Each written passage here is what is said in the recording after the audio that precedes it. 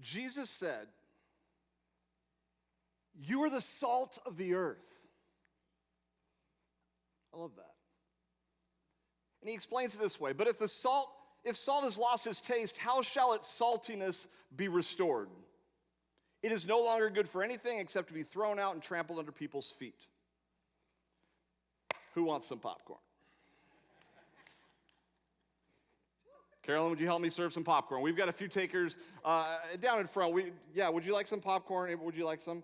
Go ahead and come on up. If you're nearby here, if you're in the first 10 rows or so, come on, Carolyn will serve you. Did you know what the chemical compound of salt is what? Sodium and chloride. Yeah, that's true. We've only got 10 bags, so that's good. That's good. You are 2, 4, 6.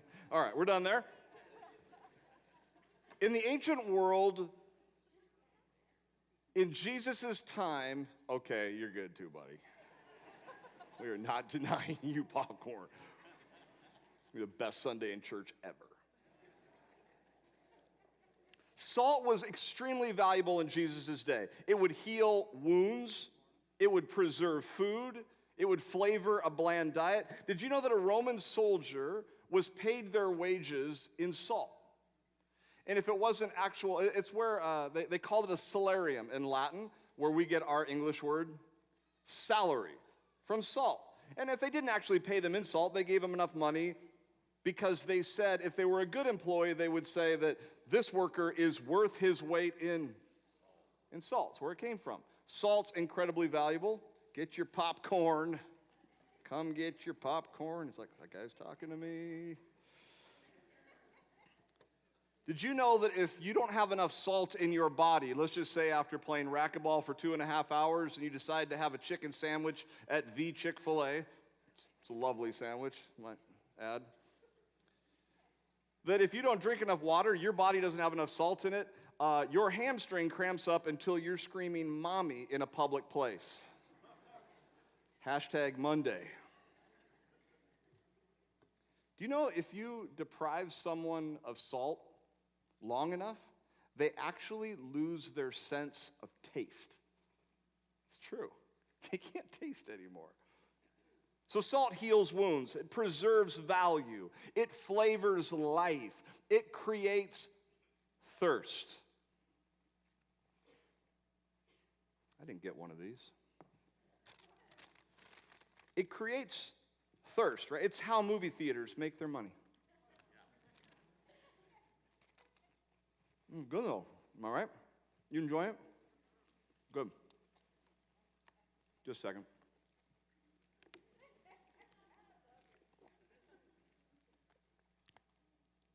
Guys, if we're the salt of the earth, let's heal wounds. Let's bring healing to others. I got some popcorn in my teeth. On my way to Kenya, I was 20 years old. I had a layover in London, England.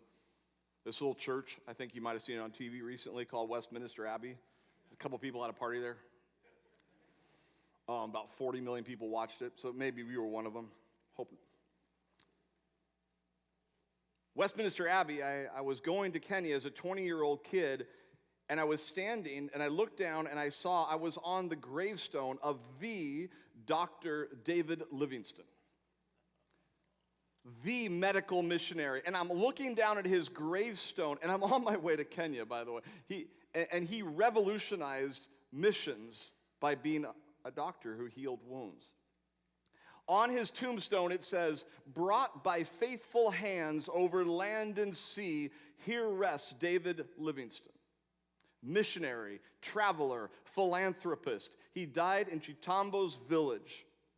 For 30 years, his life was spent in an unwearied effort to evangelize the native races, to explore the undiscovered secrets, and to abolish the desolating slave trade of Central Africa, where with his last words he wrote, and I quote, 'All I can add in my solitude is may heaven's rich blessing come down on everyone, American, English, or Turk, who will help to heal this open sore of the world.'" Salt helps heal open sores. And we are the salt of the earth. Salt preserves food. So what do you say? Let's bring value to others and not allow a single day to go to waste. We're the salt of the earth. Salt is super helpful in preserving health in a society. I would think salt of the earth people ought to be, how can I help kind of people. Salt flavors a bland diet. I think Jesus brought the spice of life everywhere he went. Let's make hurting people's lives more enjoyable. Do you make people's lives more enjoyable? Be the salt of the earth. Jesus will show us in coming verses how to do that, but suffice it to say for now, Jesus knows how to live an abundant life. And he wants to teach us. So I got a quick question. Where's my popcorn people? How you doing? Was it pretty good? It's gone? You need anything else? You good? Tanya, you got some water? No popcorn? Who's got popcorn over here? How you doing? You doing okay? Use one of these? Would you like one? Okay, I'm going to start hurling ice water at people. Are you ready? Because here's what I actually think. You ready? Bud, I'll throw it to you. There you go. I don't hit my own daughter. Who's back here? Pam, you got this? All right. Oh, that's a good catch. The 2 for 2. Who's going to ruin my streak? Who else wants some water? You got okay.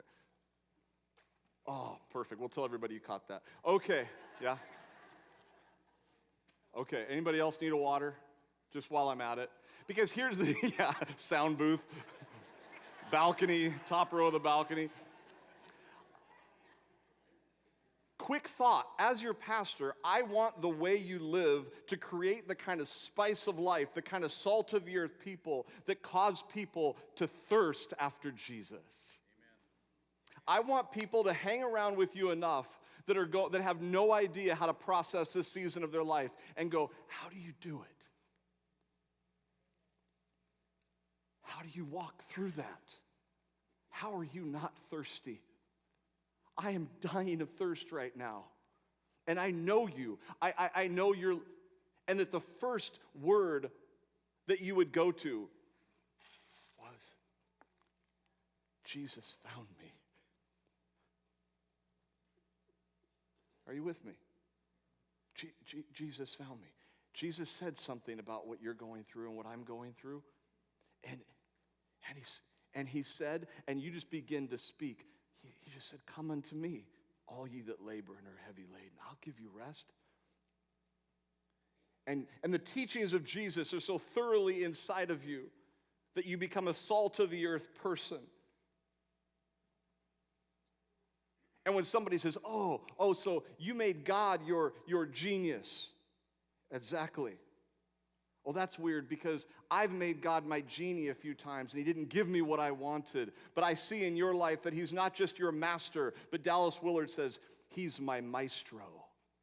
He is the great conductor of all that lives, of all that is just and righteous in the universe. He's conducting our lives.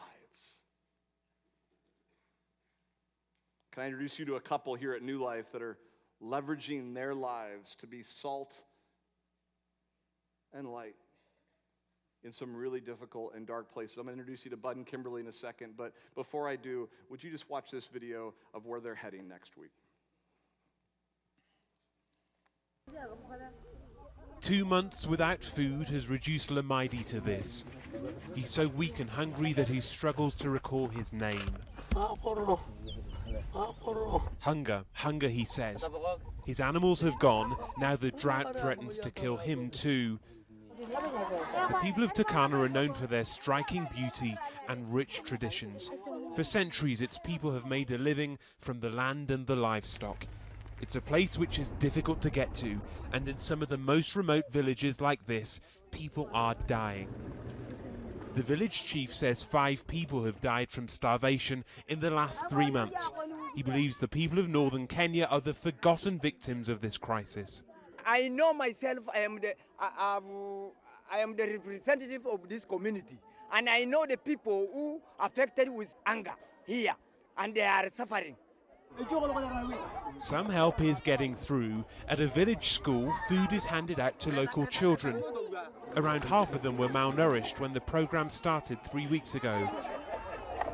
Akiba hasn't eaten for 2 weeks. His mother brought him here after his father died from starvation. Finally, he's fed, but he can barely lift his bowl of porridge. He's overwhelmed by the food, the sight of it, the smell of it. It takes time, but eventually he eats it. It may have saved his life. Turkana is a deeply religious place. Many have their faith, but it seems little else these days. They pray for the victims and hope that more help will come soon. Rohit Katru, NBC News, Turkana.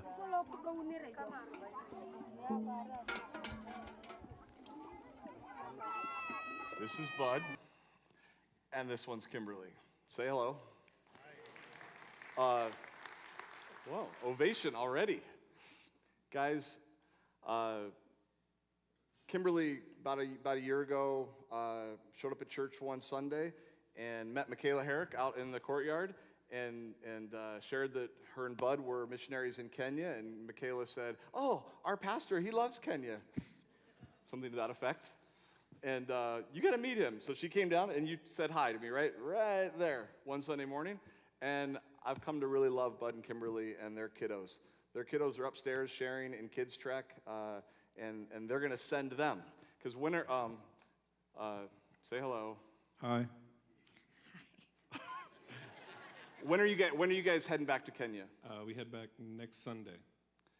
Next Sunday, so a week from today. Week from today. So as we're meeting here, you'll be going there. Guys, at the end of service, we want to pray for you, and we want to speak life over them, and we're going to send a team to partner with them. I'm going to be with them over the 4th of July week, and then we're going to send a team to be with you guys in September. But guys, them is us, okay? But anything just that you would say to us as you guys take off? I mean, just it's been such a blessing for the past year to make New Life our home.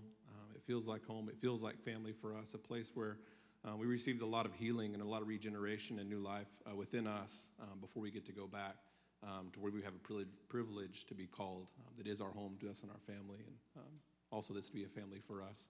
So we just ask you guys for your prayers. It's a hard transition after being here for the past year for our kids getting back and just the newness of life back in there. So thank you.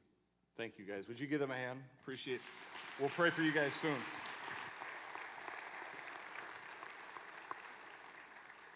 In cooperation with Foursquare Disaster Relief, the Arrival, and Campus Crusade for Christ, we are in the process of saying goodbye and sending, as of Thursday, a shipment of, I can't explain the whole thing, but suffice it to say, 1.65 million meals to Kenya through the Arrival.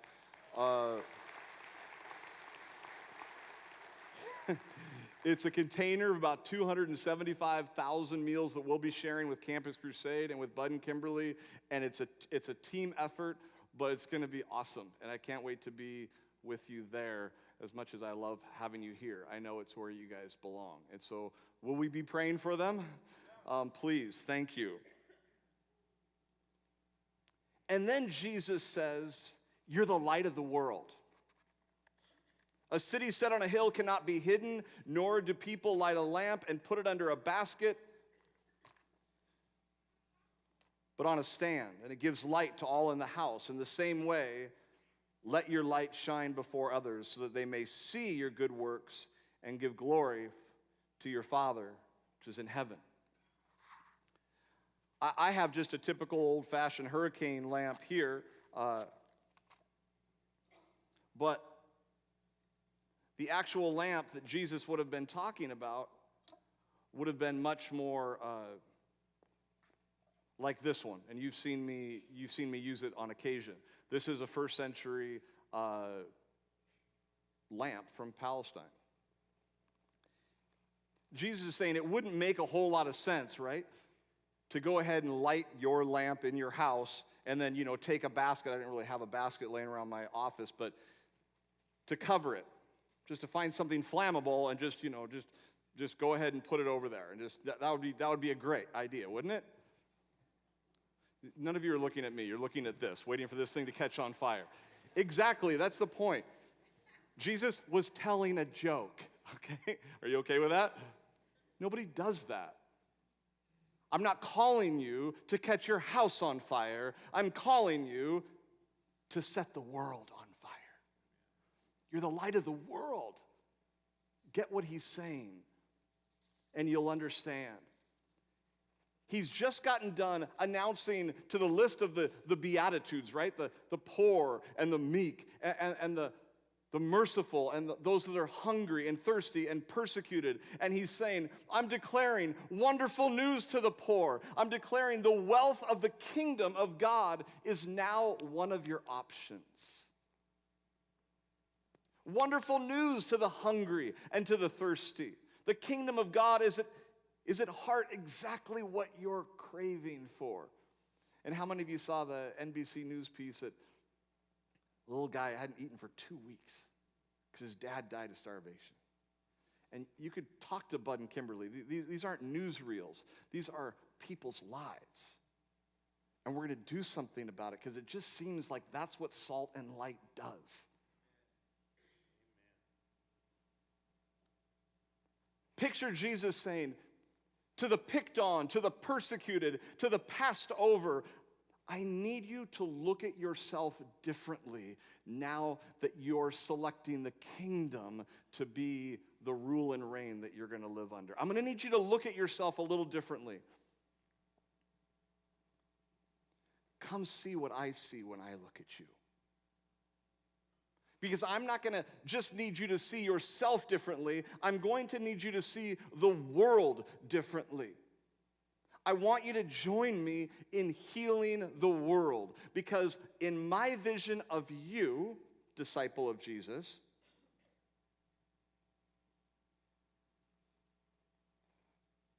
with where we're going, I'm here to tell you, and picture Jesus up on the Mount of Beatitudes, talking to this hillside of thousands of people and his disciples up close. I'm here to tell you that you've got what I need and you have what it takes. This group of people would not have come upon that naturally. These were the picked on, the persecuted, the passed over. Hear Jesus saying, what do you say? Because you know what I say? Hear Jesus saying, I say emphatically, I say unequivocally, I say unabashedly, I say unashamedly, honestly, publicly, brazenly and blatantly, irreversibly and unhesitatingly, you. Let me get a good look at you. And forget me and think about Jesus for a second. You're the light of the world. You're the light of the world.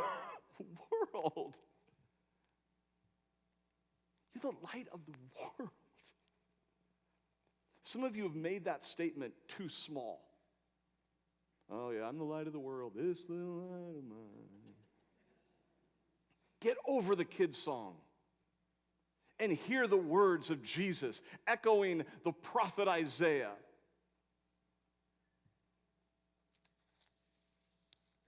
You're the light of the world. It's no little thing. You know LeBron James? You didn't see that coming, did you? You know LeBron. He can single-handedly take a mediocre basketball team and put them on his back and carry them to the NBA Finals. He's a man. You know what he's really good at? Taking an overinflated ball of leather and putting it in an iron rim that's got this nylon stuff hanging down from it so we can see if the ball goes through or not. He's really good at putting the thing in the thing. And we pay him millions of dollars to be super good at that. And go, oh, he's really good at that. It's a messed up world we live in, isn't it? I'm out. Love LeBron. But there's a problem when our society celebrates celebrity. And I want to say this because in our upside down world, if we celebrate the wrong thing, it's okay. I guess that's okay, but I want to make sure we're celebrating the right thing. Because you could just get it flipped. And we could celebrate stuff that the kingdom doesn't celebrate. It's not LeBron's fault that he's really good at basketball and he's massive. I mean, you're not supposed to dislike the person for that. Respect it. Like, man, he can put the thing in the thing. Yay. But you know who else is good at stuff? Nurses. You know what they're good at? Healing. Teachers. Teachers are good at stuff. Learning. Pilots. Pilots are good at stuff. Landing.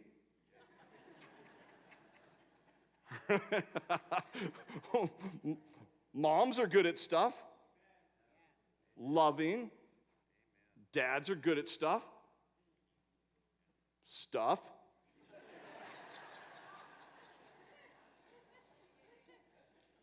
Pastors are good at everything.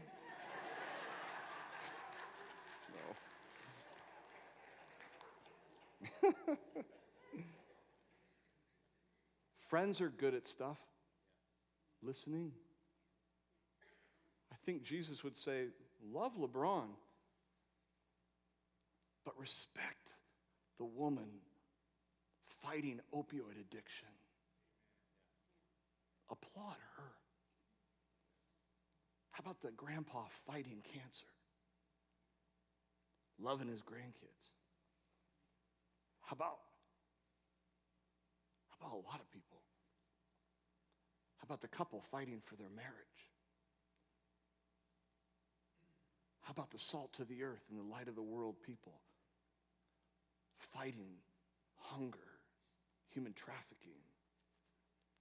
Make sure good news gets to every man, woman, and child, here, near, and far.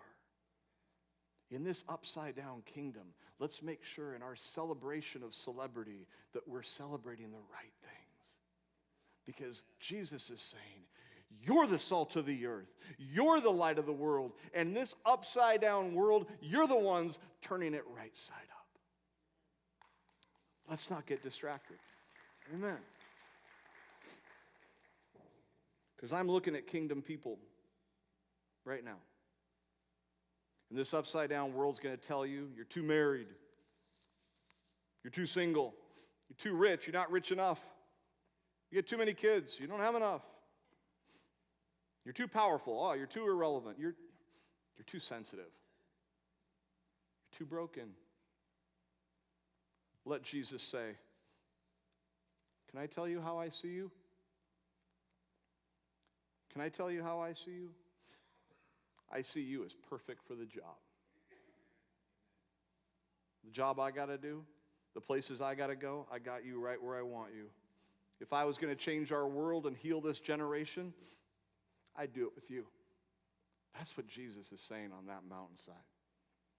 That hillside was Jesus breathing hope into the hopeless and quoting the prophet Isaiah while he was doing it. He's saying, I see the light of the world. I see a city set on a hill that cannot be hidden. People don't light a lamp and put it under a basket, right? Come on, man, you don't light the house on fire. We're setting the world ablaze. This is what he's saying. It's going to be the poor. It's going to be the meek. It's going to be the hungry, the thirsty, the trampled on, the trod upon.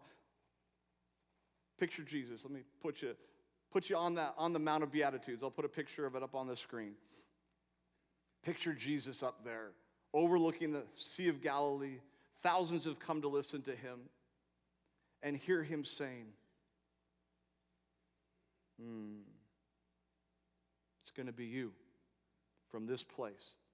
Picture all these people, and he's saying, look at us. We're like a city set up on a hill. And with this kind of light that's coming from us, people are going to be able to see it everywhere. Right? Isaiah 49:6 says, "You will do more than restore the people of Israel to me. I will make you a light to the Gentiles, and you will bring my salvation to the ends of the earth." Turns out that from Jerusalem, from the middle of the Middle East in Israel, the ends of the earth turns out to be kind of somewhere between the South Pacific and Hawaii. So who wants to go to the uttermost parts of the earth? Doesn't matter where you are. That's not the point. It's who you are. But Jesus' audience could have easily said, we've been picked on, passed over, and pushed around by the Roman Empire, by our own culture. All the Pharisees' expectations have kept us in shame and left righteousness out of our reach. We couldn't afford to keep up. Anybody ever felt like that? Jerusalem and all their rules are just too far out of reach. See, it costs money to go to the temple. It costs money to get cleansed and forgiven and healed, and all these things cost money in a trip down to Jerusalem, and these people were saying, I don't have what it takes. I can't keep up. And Jesus says, okay, I get it. Many of you have been ceremonially unclean because you haven't gotten to the temple and couldn't go within a stone's throw of it if you could, because of your story. You couldn't afford forgiveness if you wanted it. You haven't been able to keep up, and now I'm saying, rise up, for the kingdom of heaven has come to you. This was revolutionary if it was true. You heard the Isaiah prophecy that God would make a people the light of the world to the Gentiles. Jesus could have been saying, well, what else would he be saying by saying, you are now the light of the world? Quoting Isaiah. Take a moment and imagine with me a God who didn't expect you to come to him, but sent his son to come to you, let alone serve you, and in Jesus' case, celebrate you. What kind of God is this? Hear Jesus say, would you trust me? Would you give up your cultural idea of power, of celebrity, and revolution, and take up my vision of life under heaven? I'll show you God's power.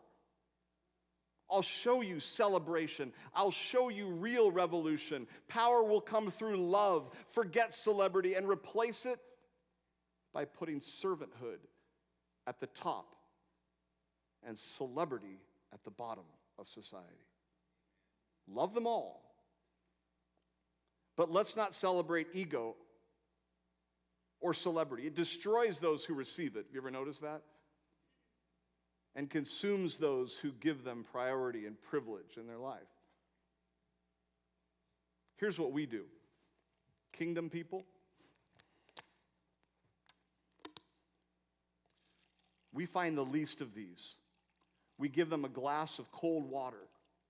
And when they're thirsty and truly believe in that moment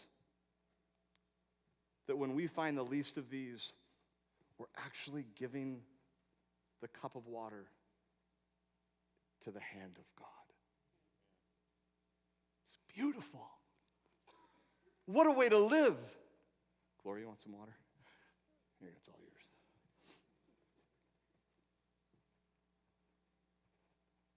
Because if we can live that upside down kingdom, grace is everywhere. And life becomes beautiful again.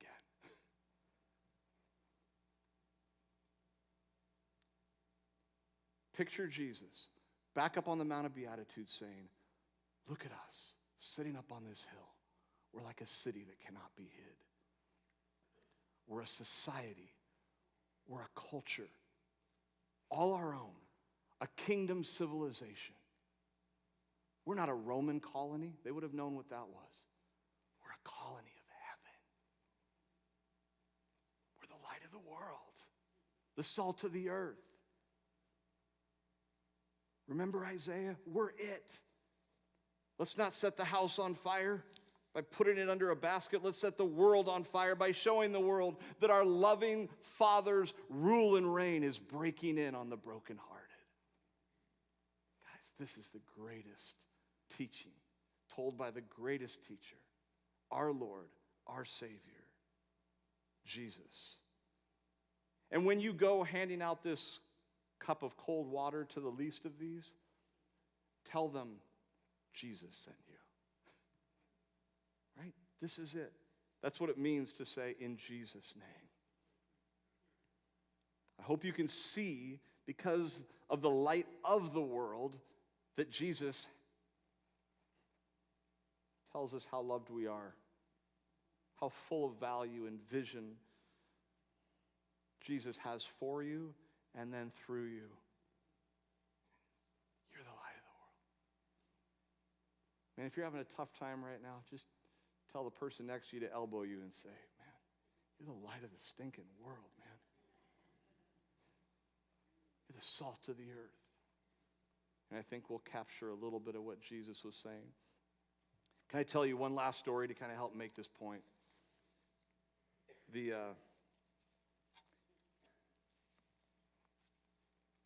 Years ago, I was mentoring a young man to be a phenomenal young pastor and worship leader, and he was working at Costco, and somebody broke into his car at Costco and stole all of his instruments.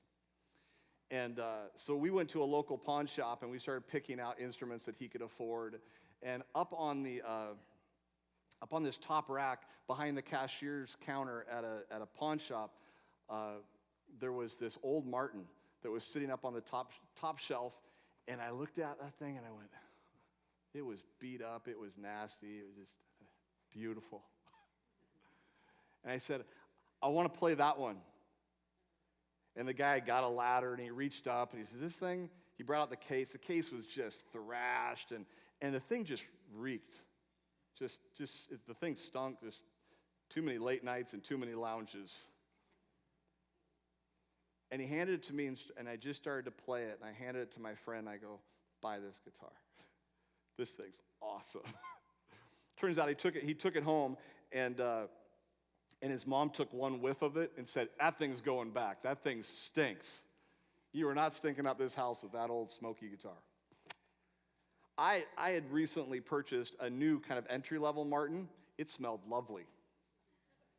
I said, I tell you what, I think the right thing for your pastor to do is to trade guitars with you. So I traded him my new fragrant Martin for his old smoky one. What's my point? I played that guitar, I loved that guitar, and years later, I don't remember exactly how long later, a music teacher from one of our elementary schools in Granite Falls calls Tanya and says, hey, can I borrow one of Jim's guitars? She said, sure. How many guys love it when your wife donates your stuff? Thank you, honey. But I'm so thankful because I never would have gotten the rest of this story. And I'm about ready to blow your mind because it always blows my mind. She takes the guitar up there and she looks at the case, she opens it up and she goes, oh no, this is my neighbor's guitar. How many things end up in pawn shops for different reasons? Don't judge. This is my neighbor's guitar. He played in Woodstock. Oh, no, just wait. That's not the part. He was Neil Young's guitarist, and when he was done touring with Neil, he said, hey, Neil, is there anything, man, I can just, have? And Neil looked at him and goes, you can have whatever you want. He goes, can I have one of your acoustics? And he looked around, and as Jenny told me the story, grabbed one of his guitars and just said, here you go, man, thanks for everything. A buddy of his, he had loaned it to him, and his buddy had some personal issues, decided to hawk it and skip town. A pastor and a young man wandered into said pawn shop and went, I want that one. Can I show it to you? I've had this guitar for quite a while now, and it means a lot to me that I still have it, because I told the guy, hey, look, I told Jenny to tell the guy, hey, I'm sorry, I got your guitar. We'll work something out, right? Because I still, paid for this guitar. And so she went to the guy and said, hey, I found your guitar and whatever. And long story short, he just wants to work something out. He's a worship leader, he's a pastor up in Granite. And the guy starts laughing because he'd become a Christian. And he said, you're telling me that Neil Young's acoustic guitar found its way into the hands of a pastor in Granite Falls who's singing songs to Jesus? And and Jenny said, that's exactly, and his wife's loaning it out for the local music class. And she goes, and the guy just told our friend, said, here's the deal. He can have that guitar if I can tell Neil Young the story about his guitar. I love that guy. And because here's the deal. I'm this guitar. The story isn't about a guitar. The story is about me. It's about you, right? What do we do with that kind of story? We tell it. People say, Jim, this guitar should be in a museum. It should be behind glass. I don't protect it. I play it. You want to play it? Play my guitar, because it's not my story. You say, Jim, it is, but it is now. Now you know how valuable it is. Well, how would I ever have found that story out if my wife wouldn't have been generous?